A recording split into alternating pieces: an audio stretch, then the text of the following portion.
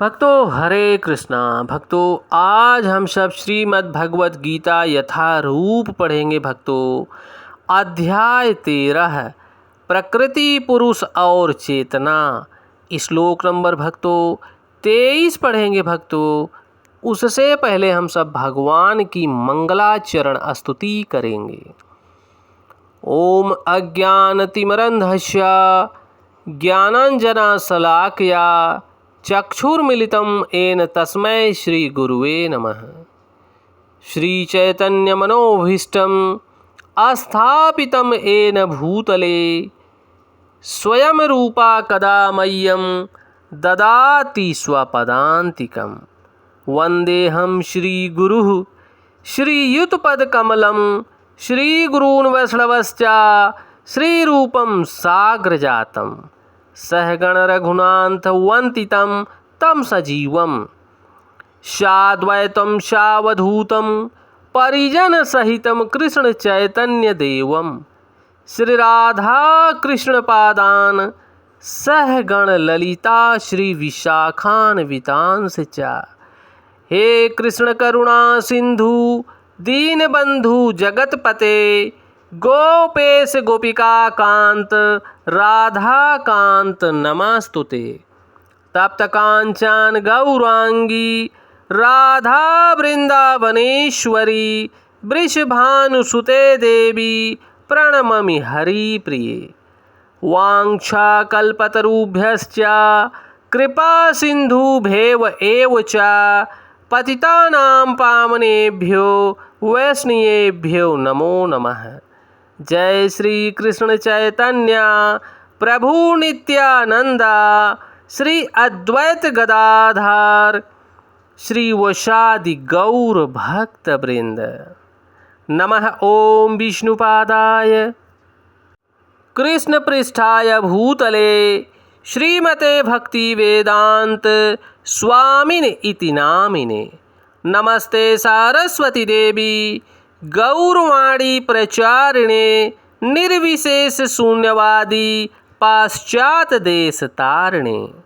नमो महावंदाय कृष्ण प्रेम प्रदायते कृष्ण कृष्णाय चैतन्य नामने गौरता विषे नमः। नमो ब्रह्मांडाय दावाय गौ ब्राह्मणाय हिताय च जगतधिताय कृष्णाय गोविंदाय नमो नमः। हरे कृष्णा कृष्ण कृष्णा हरे हरे हरे रामा राम राम हरे हरे। हरे कृष्णा कृष्ण कृष्णा हरे हरे हरे रामा राम राम हरे हरे। भक्तों हरे कृष्णा। श्री भगवान उवाच उपद्रष्टा अनुमंता च भर्ता भोक्ता महेश्वरः परमाति च उपयुक्तो देहस्मिन् पुरुषः परः। भक्तों यहाँ भगवान बोल रहे हैं। भक्तों इस शरीर में एक अन्य दिव्य भोक्ता है जो ईश्वर है, परम स्वामी है और साक्षी तथा अनुमति देने वाले के रूप में विद्यमान है, जो परमात्मा कहलाते हैं। भक्तों देखो यहाँ पर भगवान किस प्रकार बता रहे हैं कि जीव के शरीर में दिव्य भोक्ता हैं जो ईश्वर हैं, परम स्वामी हैं और साक्षी रूप में हैं, अनुमति देने वाले के रूप में विद्यमान हैं और जो परमात्मा कहलाते हैं। भक्तों यहाँ पर हिज डिवाइन ग्रेस एसी भक्ति वेदांत स्वामी श्रील प्रभुपाद भक्तों तात्पर्य दे रहे हैं। भक्तों यहाँ पर कहा गया है कि जीवात्मा के साथ निरंतर रहने वाला परमात्मा परमेश्वर का प्रतिनिधि है। वह सामान्य जीव नहीं है, चूँकि अद्वैतवादी चिंतक शरीर के ज्ञाता को एक मानते हैं, अतएव उनके विचार से परमात्मा तथा जीवात्मा में कोई अंतर नहीं है। इसका स्पष्टीकरण करने के लिए भगवान कहते हैं कि वे प्रत्येक शरीर में परमात्मा रूप में विद्यमान हैं। वे जीवात्मा से भिन्न हैं, वे पर हैं, दिव्य हैं। जीवात्मा किसी विशेष क्षेत्र के कार्य को भोगता है, लेकिन परमात्मा किसी सीमित भोक्ता के रूप में या शारीरिक कर्मों के भाग लेने वाले के रूप में विद्यमान नहीं रहते, अपितु वह साक्षी रूप में विद्यमान रहते हैं, अनुमति दाता हैं तथा परम भोक्ता के रूप में स्थित रहते हैं। उसका नाम परमात्मा है भक्तों, आत्मा नहीं। वह दिव्य हैं। अतः यह बिल्कुल स्पष्ट है कि आत्मा तथा परमात्मा दोनों अलग अलग हैं। परमात्मा के हाथ पैर सर्वत्र फैले हुए हैं, लेकिन जीवात्मा के हाथ पैर सर्वत्र नहीं फैल सकता।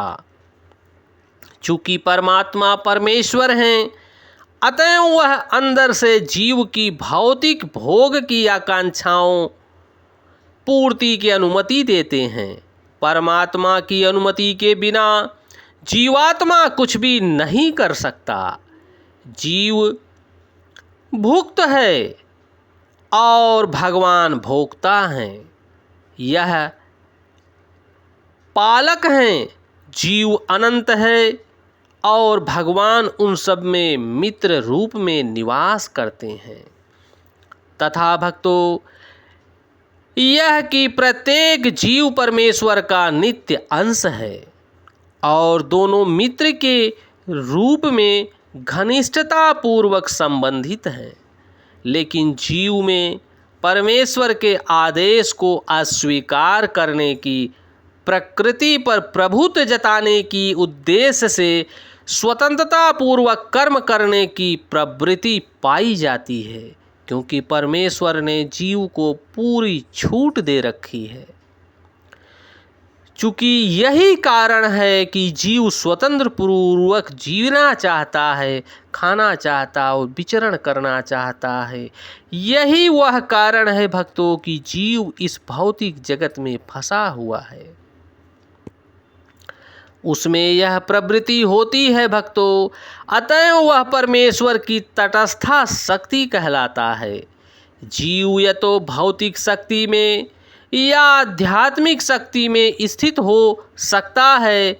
जब तक भौतिक शक्ति द्वारा बद्ध रहता है, तब तक परमेश्वर मित्र के रूप में परमात्मा की तरह उसके भीतर रहते हैं, जिससे उसे आध्यात्मिक शक्ति में वापस ले जा सकें।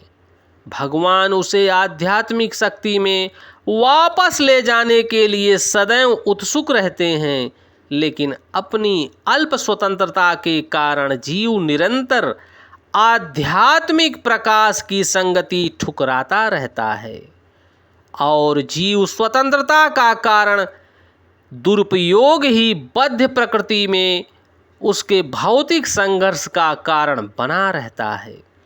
अतएव भगवान निरंतर बाहर तथा भीतर से आदेश देते रहते हैं। बाहर से वे श्रीमद् भगवत गीता के रूप में उपदेश देते हैं और भीतर से वे जीव को यह विश्वास दिलाते हैं कि भौतिक क्षेत्र में उसके कार्यकलाप वास्तविक सुख के लिए अनुकूल नहीं हैं। ये बंधन का कारण है।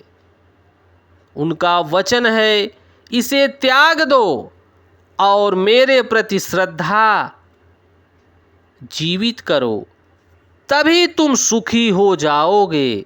इस प्रकार जो बुद्धिमान व्यक्ति परमात्मा में अथवा भगवान में श्रद्धा रखता है, वह सच्चिदानंदमय जीवन की ओर प्रगति करने लगता है और भगवान के नाम का उच्चारण करते हुए, भगवान की गुण लीलाओं का स्मरण करते हुए भगवान की दिव्य लीलाओं का दर्शन प्राप्त करता है और भगवान के हरि नाम संकीर्तन का, जप करता है, जिसके कारण उसके भौतिक जगत के सारे कलमश दूर हो जाते हैं। हरे कृष्ण कृष्ण कृष्ण हरे हरे, हरे राम राम राम हरे हरे। हरे कृष्ण कृष्ण कृष्ण हरे हरे, हरे राम राम राम हरे हरे। भक्तों, जय श्री कृष्णा।